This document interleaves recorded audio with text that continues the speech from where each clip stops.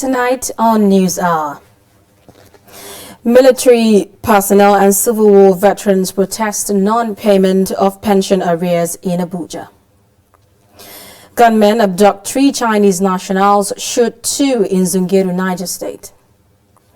Police in ZAMFARA neutralized 2 bandits, rescue 21 children. And on the foreign scene, absence of medical supplies leave many children dead in Tigray. Good evening. It's a beautiful evening here in the capital city of Abuja. I am Zainab Bala. Welcome to the program. Retired and some serving members of the Nigerian Armed Forces strong Ministries of Finance and Defense in the Federal Capital Territory, Abuja, to protest against unpaid pension salaries, allowances, a review of National Health Insurance Scheme, among other issues. Now, Trust TV's Nafisa Abdulal was there. Ahead of the Armed Forces Remembrance Day, marked every January 15th, retired veterans of the Nigerian Armed Forces are here in the Ministry of Defense in the FCT to protest against unpaid salaries, arrears, pension of both serving and past veterans, among other issues.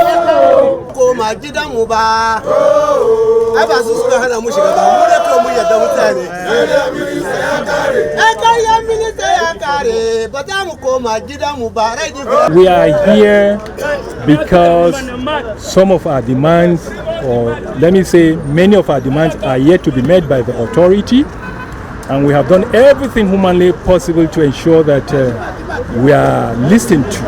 Unfortunately, the letters we wrote to those in authority, not even an official response has been made. And so we decided to come out, since that's the only option, to come out and have a peaceful protest like we have had in other states across the country, so that the world can sympathize with us and maybe, talk to government to address our issues. I'm here, as well as my colleagues, just to ask for what the government is supposed to have given us, me especially and my colleagues, are just a token for work well done. For example, you know yourself, not even only for military, as a civilian counterpart, so I've done theirs.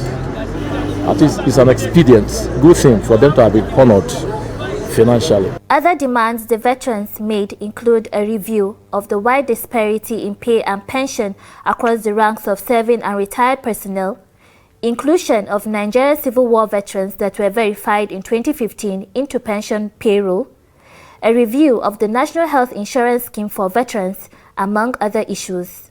This is where our tabled matters have boiling issues. Yeah, so we have demanded for a letter or to see the minister, and we insisted that if a date is fixed, it must be before 15th of January. After hours of waiting for an address from the Ministry of Defense, officials on ground at the ministry delivered a letter addressed to the protesting retired members of the Nigerian Armed Forces. This is a letter from the Ministry of Defense, and I'm going to read the content to all of you. He said, the chairman, Coalition of Concerned Veterans. Date is 5th January 2022. Invitation to a meeting with the Honorable Minister of Defense. The Honorable Minister of Defense has directed that a meeting be convened between him and the leadership, 5 officials of Coalition of Concerned Veterans.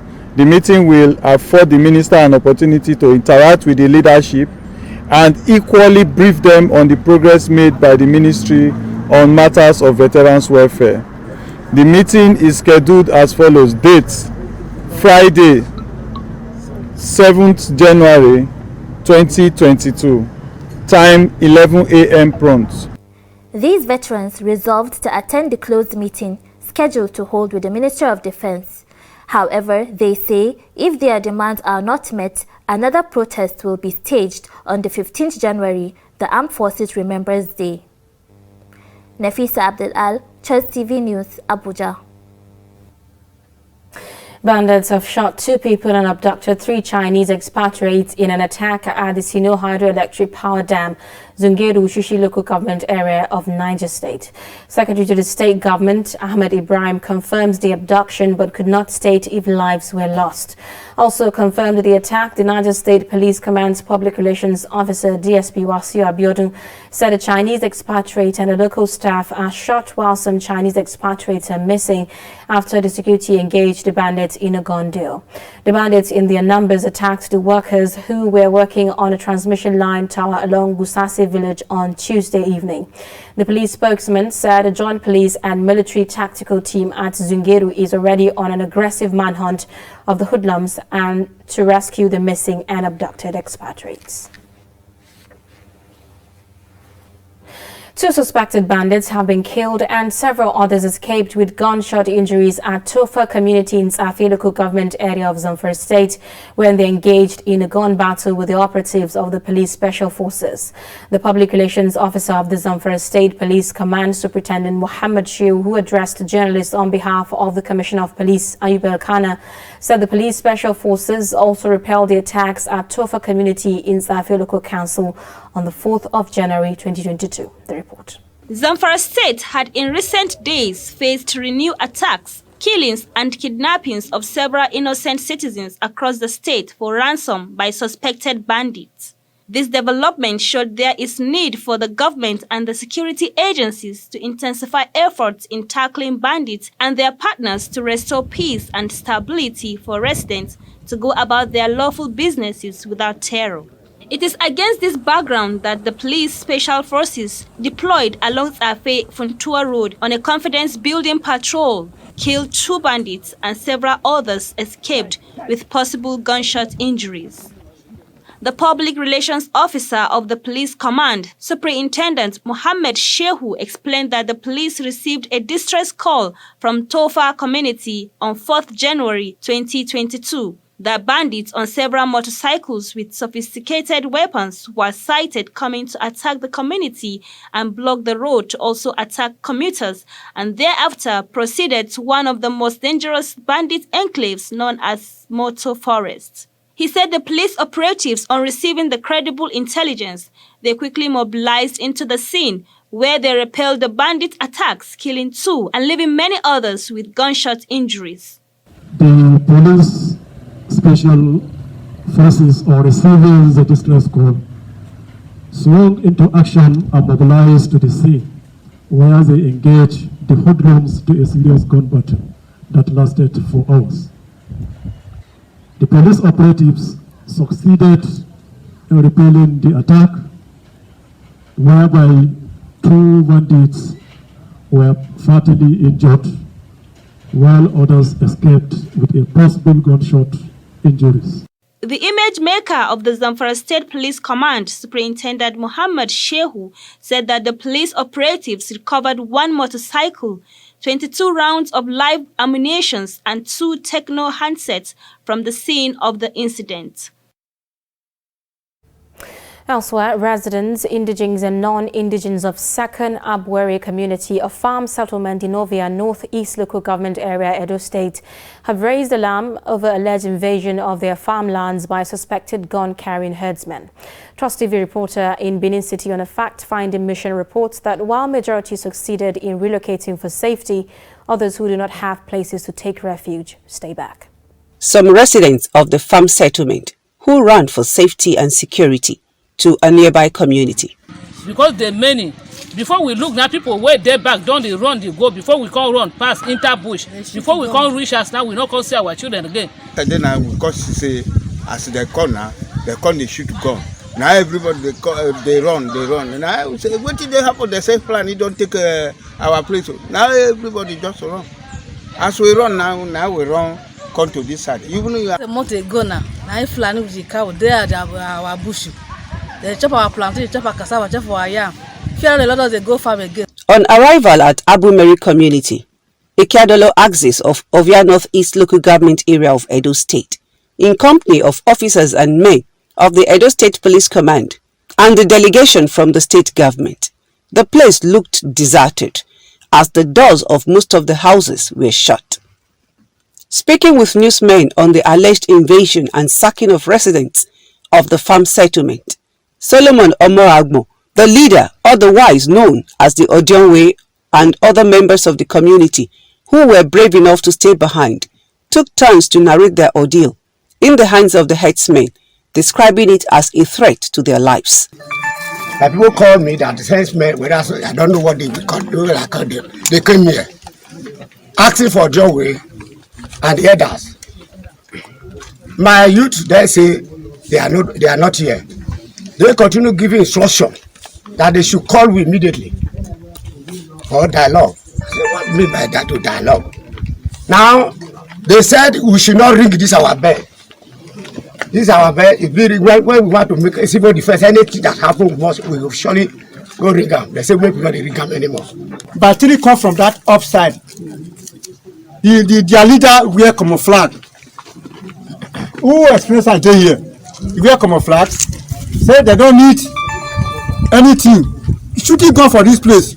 Where is the gun? Where they say where is the vigilante? Immediately I was going, so I just saw one young man. I just come out with a knife, this left and the right. He said, "What do you mean, fine?" I said, "As you see this bush, so this is my farm." He said, "Me see cow when they chop her." I said, "Yes." So I said, he said, "Either my life or I should go back." So I said, "And they were eating your farm?" Yes, the cassava in the chop. Say, "You, Filani, this one no good. This way no good." Say, "What happened? This way no good." Say, "My cooking, my guam. What happened? My go house." Speaking on behalf of the security agencies, which comprises of the police and officers and men of the 4th Brigade Nigerian Army who were in the community, before the arrival of the delegation from the government house, the State Police Public Relations Officer, SP Kotongs Bello, said the security personnel were on a fact-finding mission and to reassure the residents of their commitment to restore normalcy and peace to the community. To ensure that the people residing here, both from Delta, both from the North, both from Edo State, are safe, and that is the essence of community. So people should be calm and go about doing their lawful business, as the delegation from the security agencies and the state government are here to ensure that no breakdown of law in this place. Recall that the community, Abu Mary, was invaded in the early hours of Sunday by alleged killer headsmen, a situation which resulted in the running for safety to nearby communities and other parts of Benin City, the Edo State capital. Nafisa Bello, Trust TV News, Benin. And now to some security matters. President Muhammadu Buhari says his administration has recorded success in the fight against insecurity in the Northeast. In an exclusive interview with Channels Television, the president says since coming to power in 2015 with a mandate to reform security, economy and corruption, this has been realized within the time frame and resources available. I think you can recall that when I was campaigning, right, 2015, there were 3 fundamental issues: security, economy, and fighting corruption. And for Nigerians to be fair to this administration is to try and find out, from the time we won the election in 2015 to now, in the 3 promises we made, improving security, improving the economy, and trying to fight corruption. Well, securing the country in the Northeast, if you ask anybody from Borno State, from Yobe State, from Adamawa State, there were a number of local governments, about 18, that were in the hands of Boko Haram. None of any local government now is strictly in the hands of Boko Haram or ISWAP. So, in that respect, we have done something.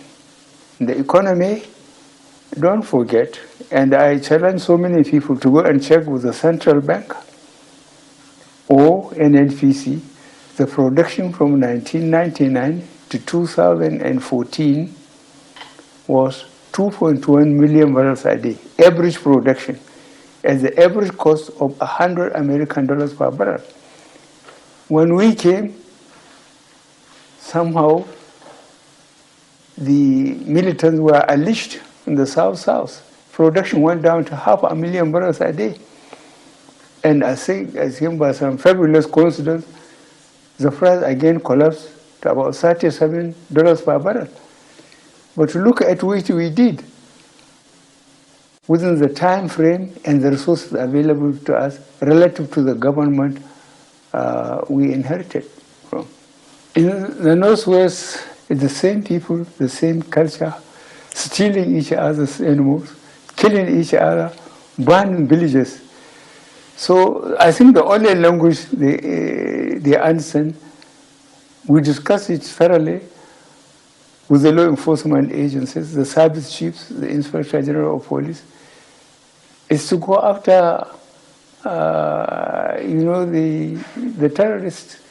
We label them terrorists, and we are going to deal with them with such. And I believe if you go to those constituencies in the Northwest and North Central, within the last 4 weeks, there are improvements in the security. Bandits are now formally declared terrorists, Nigeria's federal government publishes in an official gazette. The official gazette dated 29 November 2021 proscribes activities of bandits going by the order of the Federal High Court Abuja, which ruled that activities of Mbindiga groups, Enter-Adda or similar groups in Nigeria are declared to be terrorism and illegal in any part of Nigeria. The order warned that any person or group participating in any manner or from any activities involving the prosecution of the collective intention of the group's tree referred to will be violating the provision of Terrorism Act 2011 and is liable to prosecution. Now, Inspector General of Police Usman Baba has met with commandants of the various police training colleges and training schools ahead of the commencement of training for newly recruited constables into the force for the recruitment year 2020-2021 rather.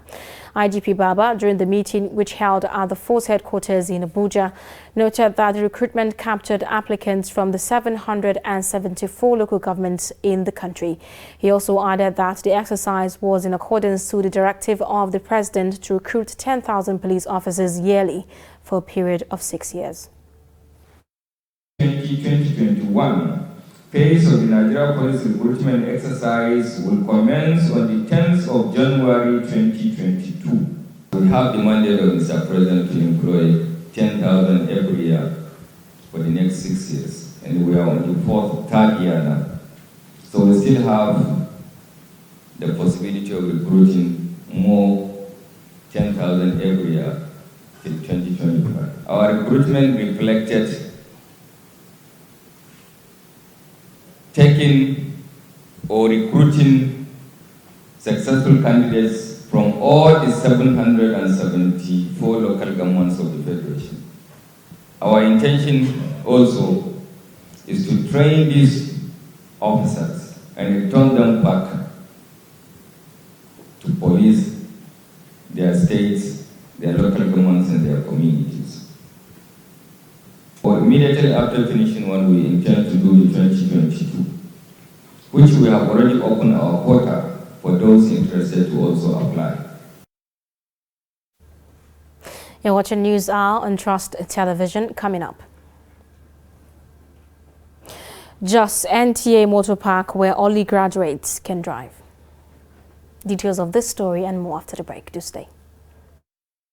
The board and management of Media Trust Limited invites the general public to its annual Daily Trust Dialogue, themed 2023, The Politics, Economy and Insecurity. Date, 20th January 2022. Location, NAF Conference Center and Suites, Abuja. Time, 10 a.m. prompt. Chairman of the occasion, former Head of State, General Abdulsalami Abubakar, GCFR. Guest Speaker, Governor of Kaduna State, Malan Nasir Ahmed El-Rufai. Guest Speaker, Governor of Ebonyi State, Engineer David Umahi. Guest Speaker, former Chairman, Federal Inland Revenue Service, Mrs. Ifueko Omoigui Okauru. Moderator, Executive Director, Daria Media Nigeria Limited, Kadariya Ahmed. The event will be transmitted live on Trust TV, and all participants must observe COVID-19 protocols and wear their face masks.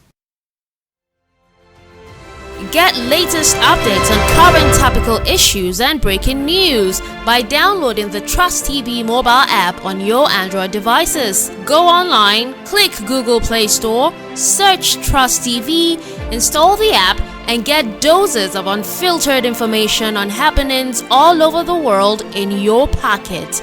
Trust TV, documenting the Nigerian story.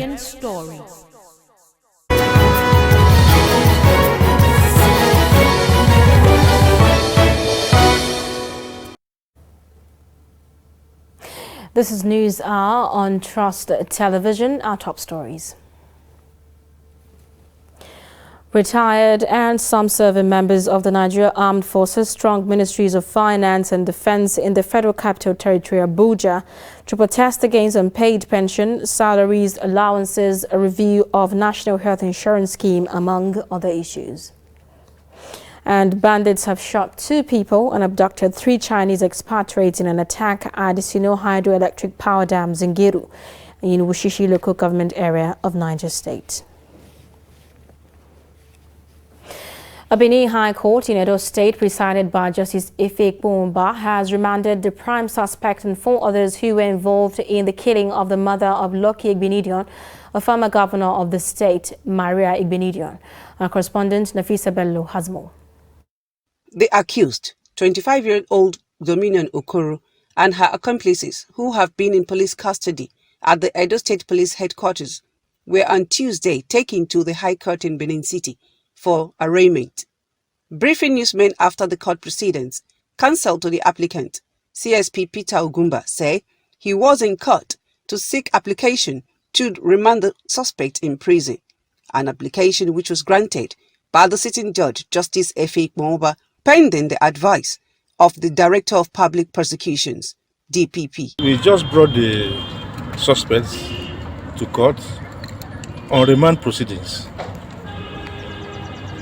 and the court has graciously granted our request, remanding them in prison custody for initial period of 14 days, and case file duplicated and forwarded to the office of the DPP for legal opinion.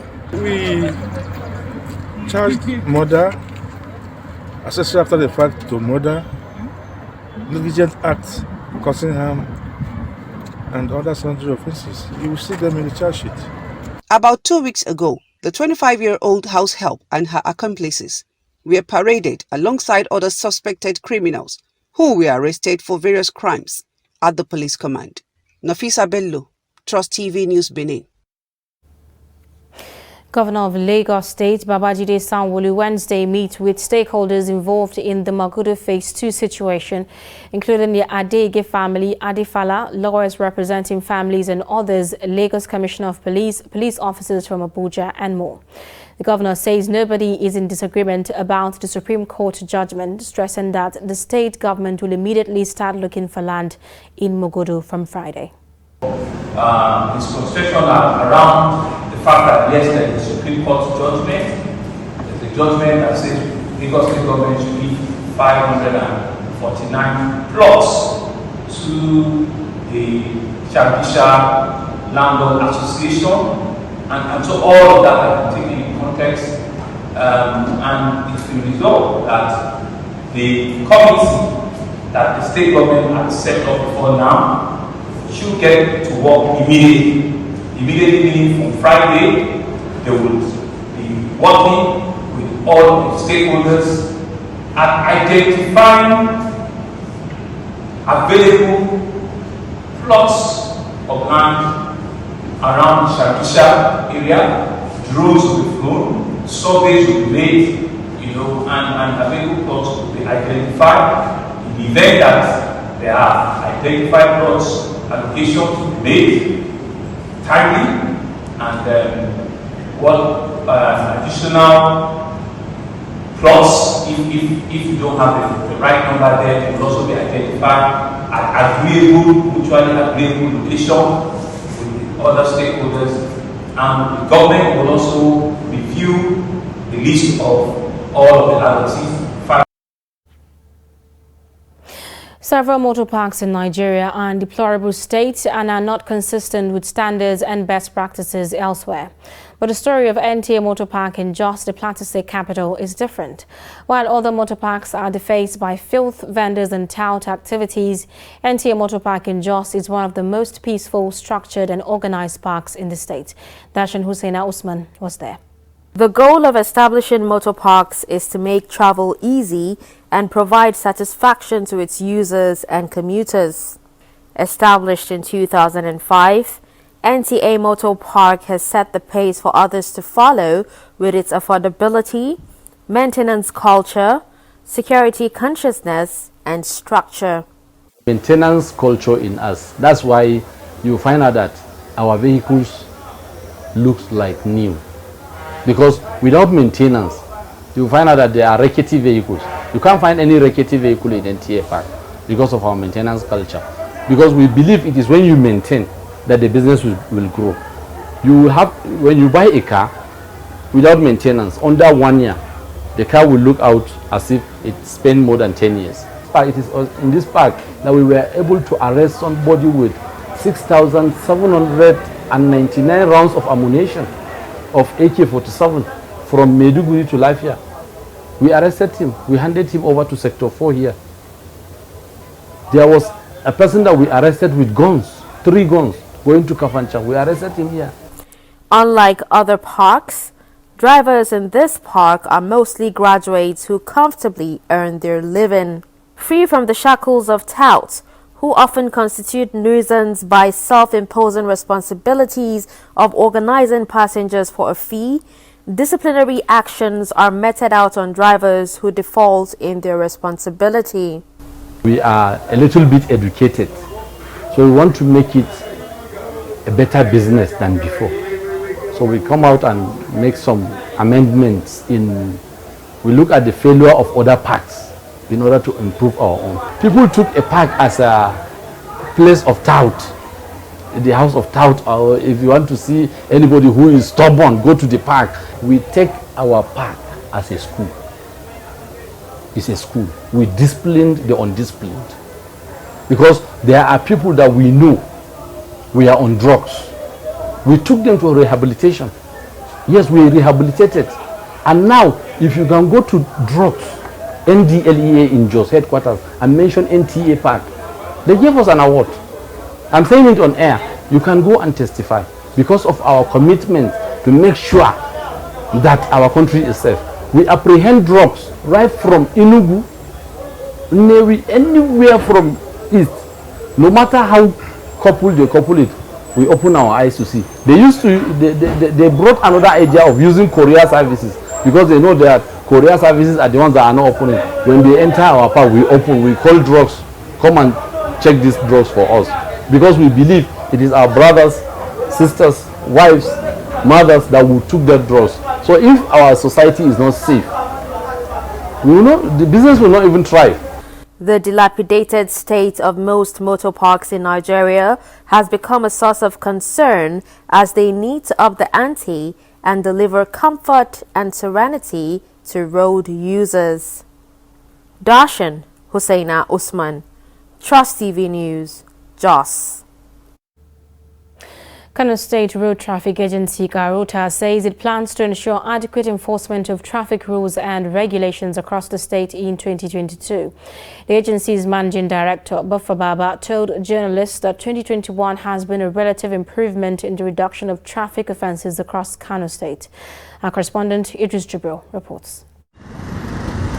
2021, a year of multiple challenges and achievement for Kano Road Traffic Agency, Karota. First, mass protest by tricycle operators over increased taxation, alleged extortion by Karota personnel, and then there is the problem of manpower for a statewide traffic control operation.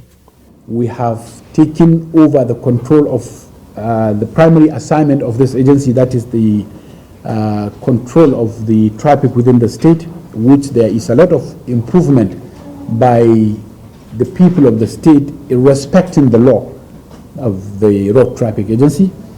It has reduced a lot of accidents. The compliance has reduced a lot of accidents in the state. And we have employed almost 1,000 staff. Despite the problem, despite the crisis, despite the short of funds, His Excellency has been able to pay the salaries of Kano State workers. Feared by both private and commercial vehicle operators, Karota is by far the most powerful traffic law enforcement agency in Kano. Considered effective by some, criticized by others for being too aggressive, and in some cases operate outside its own jurisdiction. Actually, they are not doing what is supposed to be done. Most at times, once somebody parks his tricycle, they will just arrest him, whether he committed an offense or not. Most at times, if someone committed an offense and run away with his tricycle, they are not supposed to follow him in such a way that they can cause accident. They're supposed to allow him and target another. The popular tricycle riders, who are often the victims of Karota's aggression, would argue otherwise. They see the agency more like a government tool for revenue generation as against traffic law enforcement organization. They don't pity us. They don't pity us at all. Whether we commit an offense or not, they will just arrest you. And this renewal of a registration that they ask us to do, last time they asked us to do the same and that they will give us tracker in return. Instead, they give us sticker. To me, Karota's work is good, but in terms of this registration renewal, we need them to do one or two things for us. First, they said we are going to pay 8,000 naira or about 8,500. I think they should try as much as possible to make it like 5,000 instead. But not for the man in charge of the agency, who invites these newsmen to defend his action during the year under review, as well as to announce new plans for the year 2022. As the year 2022 begins, the embattled tricycle operators are once again required to renew their registration with the agency, while enforcement for vehicle speed limits commences across the state. By 1st of January, I will use this medium to beg the tricycle riders. Last time they accused me of being very harsh, so I'm begging you in Allah's name. This time, let me be as soft as possible. That I want you to go and do what is right. Do your registration, to fish out the criminals among you. A lot of crime is being perpetrated by these tricycle riders in the state. You all know it. While the good ones among you are not happy, the criminal among you are happy to copy somebody's number, paste to go and perpetrate crimes. With all these guidelines and restrictions in place, it is therefore expected that the traffic congestions and the rate of road accidents, among other related offences, will be minimized throughout the year 2022. Idris Jibrin, Trust TV News, Kano. Rivers State Governor Nyesom Wike berates leaders and people of Ogoni ethnic nationality for promoting disunity among themselves. Wike made the accusation at the 30th celebration of Ogoni Day with the theme Leaving No One Behind that held in Rivers State. Governor Wike says although federal government may be blamed in several areas, but the leaders of the region gave them the room to take advantage of them. He says Ogoni leaders betrayed the cause their leader Ken Saro-Wiwa and others fought for. Governors of Niger Delta are not working together. Ministers are not working together. Chairmen are not working together. Traditional rulers are not working together. Who is marginalizing who? You sell yourself for a peanut. You sell yourself for a peanut. People like Ken, all of the people you are celebrating Ogoni Day, how many of you can today say you can stand for what Ken stood for? You can stand for the great Ogoni men who died for your faith. Chairman of the occasion and President Ijaw National Congress, Professor Benjamin Okaba, said the fundamental problem of the country is the refusal of the Nigerian state to restore the derivation principle that was abrogated by Decree number 34 of May 1966 by Aguiyi-Ironsi, amongst other issues. Former president of the Movement for the Survival of the Ogoni People, Ledom Mite, in his remark, recalled how he and other Ogoni leaders gathered at the same venue 30 years ago to commence the Ogoni struggle that has since been recognized globally. The fundamental problems of this country is the refusal of Nigerian state to restore the derivation principle that was abrogated by Decree 34 of May 1966 by accuracy. The subsequent promulgation of Petroleum Decree 1966 by Gowon and Obasanjo's 1978 Land Use Act, which is considered as the most obnoxious, draconian, and unjust piece of legislation on land and resource ownership. While MOSOP can and must doubtless agitate for the rights of our people, partisan politics should use those agitations to get the benefits of the agitation for the benefit of the Ogoni people. MOSOP can only shout that we are being cheated, but the politicians should use those their think tanks and the politics to get those rewards for our people. So we can coexist, and we should coexist, my brothers and sisters. Ogoni leaders appealed to the Nigerian state to extend rail line to Ogoni, which has contributed immensely to the development of the country's economic growth. Civil society organizations in Rivers State have organized a day anti-corruption and anti-cultism education and sensitization workshop for senior secondary school students in Port Harcourt, Rivers State. The program is aimed at sensitizing them on the need to imbibe the culture of war against corruption at a tender stage. Speaking with newsmen after the sensitization program at Government Secondary School, Borokiri, leader of the group, Anthony Fesinachi, and other members urged the students to take ownership of the fight against corruption and cultism in order to redeem the image of the country. Fesinachi expressed optimism that Nigeria can overcome the various socio-economic challenges confronting it through strong determination by youth and other stakeholders. It's very important we get them now, touch them now that they're young. But because at a secondary school, that is a place where decision is being made, or is being taken regarding future. So we're trying to sanitize their system, we're trying to orientate their mindset by carrying a mental awareness program against corruption right now. So we're looking at a situation and a future where our young ones can outrightly stand up and say no to cultism, so that these occurrences of students being forced against their will, should come to an end. If you are corrupt, it will be difficult for you to fight corruption. Yes. So if we begin to live an exemplary life in such a way that we don't pay bribe, we are not corrupt, we don't enrich ourselves through bad means, we will be a better example to society, and we will have a better society. Some of the students shared their experience after the anti-corruption and anti-cultism sensitization campaign. Shun corruption. Corruption does not take over anybody. They are learning in a very toxic environment, which is supposed not to be so. Supposed to be learning in a very conducive environment. At least they provide many good basic amenities to them to study in school, but it's not being done. Actually, we want to change the narrative. Coming the next election, who we want to vote determines by us. That's we want to start with them. They join hands together, we join voices together, and we kick against this. Ways at which we can fight corruption is setting up laws in governing the states and the country.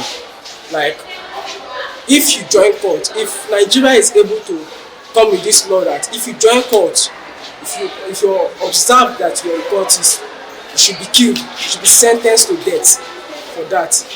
It will go a long way in tackling the issue of cultism. So, our advice to youths and citizens of Nigeria as a whole is that we should come together and shun cultism, because cultism will not profit anybody, anything. It will not put food on your table. It will rather, in fact, the first day you join court, your days are numbered. The group enjoined the students to become change agents by helping to mentor other students in schools through one-on-one campaign on the need to embrace education and shun cultism.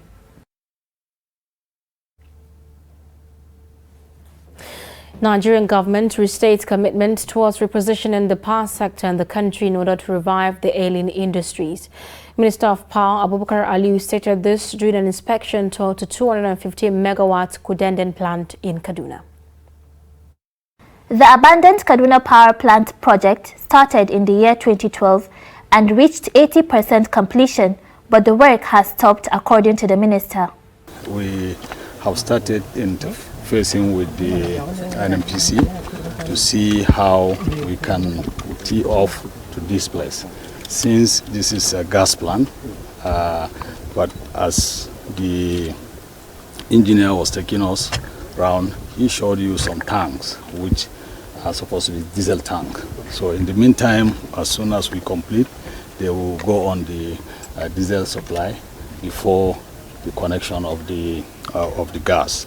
Well, this project started 2012, and it has reached over 80% completion. But the work has stalled, and we are trying to revive it. There are 4 partners handling this project. The Roxon Engineering Nigeria, then Roxon International. And we have the GE who are doing the installation. The minister said the present power supply in the country is not enough to cater for the economy, assuring that the administration will reposition power sector in the country. This year is a year of delivery. We will deliver, inshallah. The present situation that we are in is unacceptable. We have to increase. We have done a lot because you can see the stability we are enjoying now.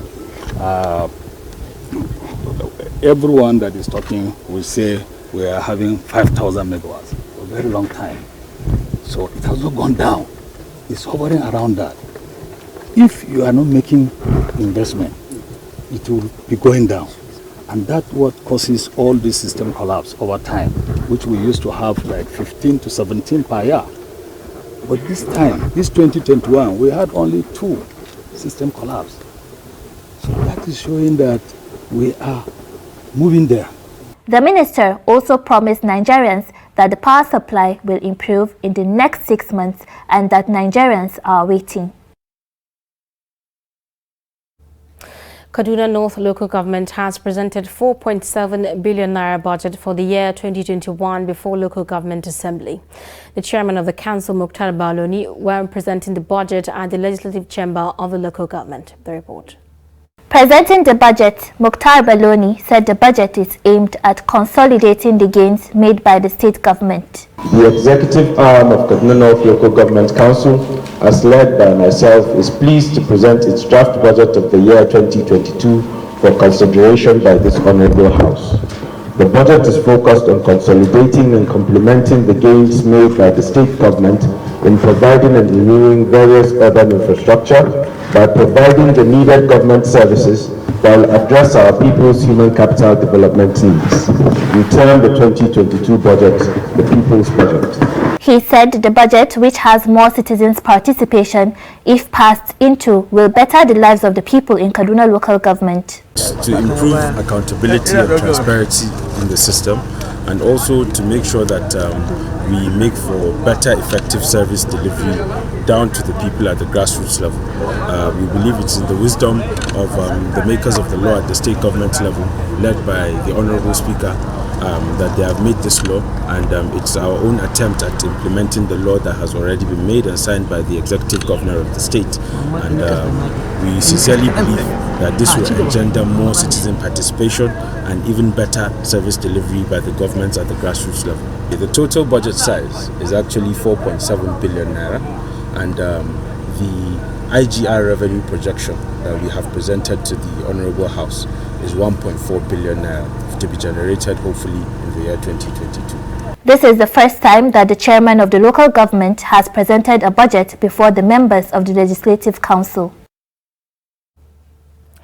Suspected political thugs have invaded a private media outfit called Thunderblower, assaulted staff and destroyed its equipment in Gusau, ZAMFARA state capital.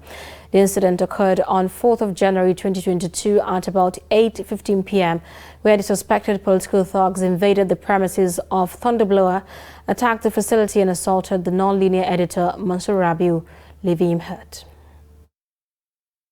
The managing editor of the media outfit, Dr. Anas Anka, while addressing journalists on the incident, called on the attention of the international community and civil society organizations to note that the present administration in ZAMFARA is planning to muzzle out freedom of speech and association in the state.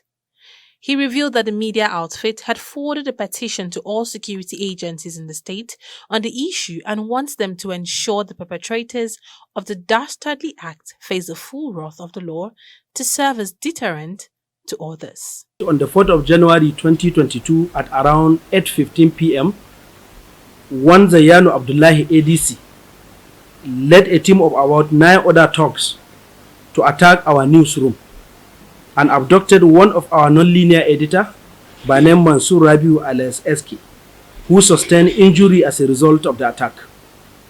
Clearly, the alleged ADC met us at the downstairs of the Fadama Plaza, where the head office is warehoused, on board a motorcycle attached with 2 others and armed with deadly weapons. On arrival at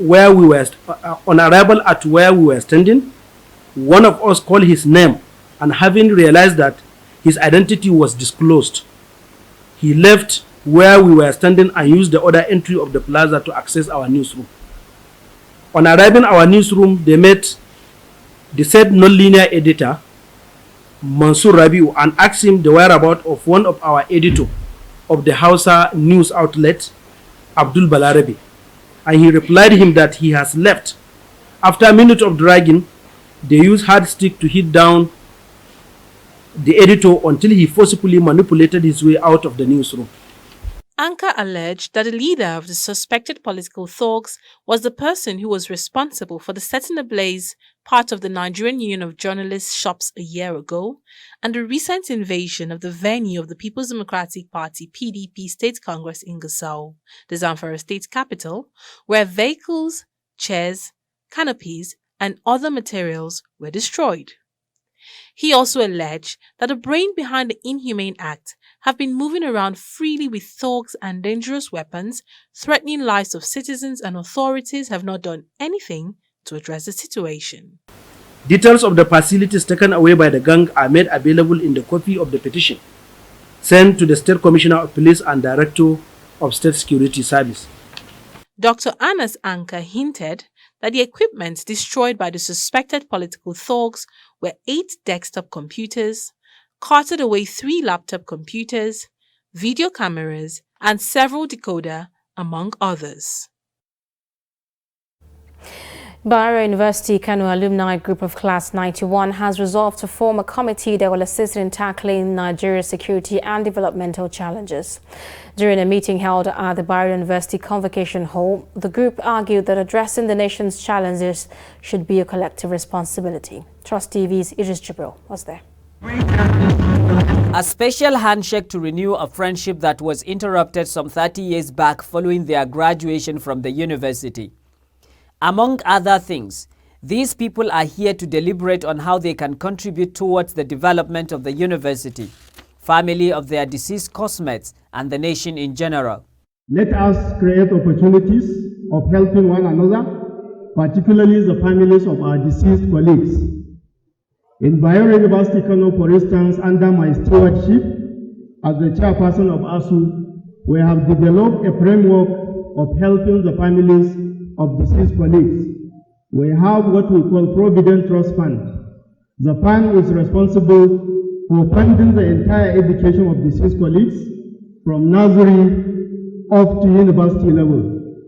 At the moment, we have some of the children of deceased colleagues that have already graduated, and we have over 120 orphans.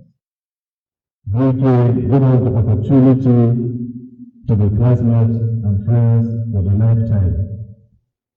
We came here 33 to 34 years ago full of vigor and enthusiasm. Mindful of the Nigeria's developmental challenges, the group agreed to commence a campaign that will help in tackling the nation's food crisis, promote unity among Nigerians, and a solution to the nation's insecurity. I believe that we have the capacity as a graduate of Bayero University, 1991 said, we have the capacity to come with something different, to see how we can assist Nigeria. And I believe that forming committees, these 3 committees, the one I recommended, it will go in a long way, first of all, to unite the country. Agriculture committee, as I said, to help the economy of the country. We have to know how to encourage ourselves, to feed ourselves. And security, as you know, is one of the issues that is challenging our society. So having these 3 committees with the people, I believe they are well experienced, well educated. I'm sure they will do something to assist the country. The ayes have it. The plan is now set in motion, which these people believes will go a long way in complementing government efforts toward addressing the identified challenges. Given the fact that Nigeria is experiencing myriads of security challenges, I think it's good that we should come together and see how best we can give our, assistance in any way possible to enhance the security of this nation. But beyond that, we are also advocating on the diversification of the economy, looking at agriculture also. And apart from agriculture, we are also looking at, you have noticed of recent, there are kind of divisive tendencies among the components of Nigerian society. So we see how best we can enhance national unity. As they mark their 30th anniversary, it is therefore hope that the group's profound thought and strategic thinking that evoke hope of a brighter future will be translated into reality throughout the year 2022. Idris Jibrin, Trust TV News, Kano. You're still watching News Hour on Trust Television. Do stay.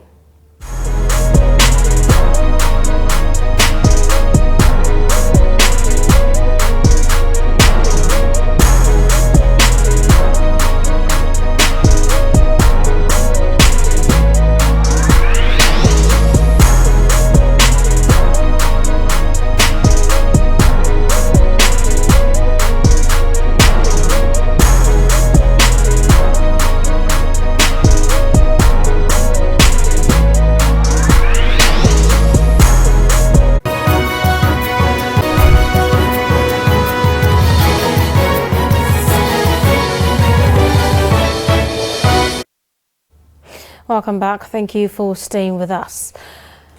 Still ahead, President Muhammadu Buhari has appointed the board and management of the Nigeria National Petroleum Company Limited. He appointed Margaret, while Mele Kyari remains the Chief Executive Officer and Umar Ajia as Chief Financial Officer of the company. President Buhari had in September 2021 appointed Ifeanyi Arume, a former senator, as the chairman of the board of NNPC. The president, however, suspended a planned inauguration of the board without giving reasons.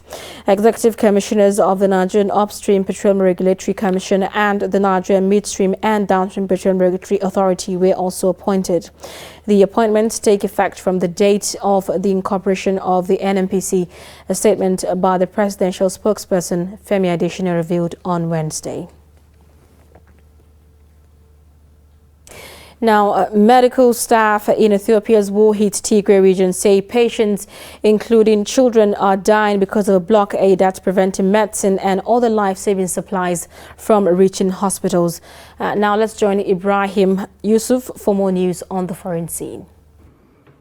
Medical staff in Ethiopia's war-hit Tigray region say patients, including children, are dying because of a blockade that's preventing medical and other life-saving supplies from reaching hospitals. Doctors from the region's biggest facility in Mekele say surgeries have not been possible due to a lack of intravenous fluids and anesthetics. In a statement, staff at the Ada Referral Hospital say frequent electricity cuts and irregular supply of oxygen have resulted in patient deaths, while the neurosurgery team has no working scanners. The Ethiopian government and officials from the Tigray People's Liberation Front have blamed each other for impeding the delivery of aid, including medical supplies. The UN recently said some health services had been halted in Tigray due to a shortage of essential drugs. Saudi-led coalition has launched air attacks in Yemen's capital Sana'a in response to a United Arab Emirates-flagged vessel in the Red Sea being seized and drone attacks launched by Yemeni Houthi fighters earlier this week. On Wednesday, Saudi State TV reported the coalition saying it destroyed workshops and warehouses for drones. Saudi Arabian air defenses intercepted and destroyed 5 drones launched by the Iran-aligned Houthi movement towards the kingdom on Monday, as the rebels based in the key Red Sea port of Hodeidah seized a UAE-flagged Raubi ship claiming it contained military materials. The seized ship is being held in the Houthi-held port of Salif, north of Hodeidah, and some 60 kilometers from the border with Saudi Arabia.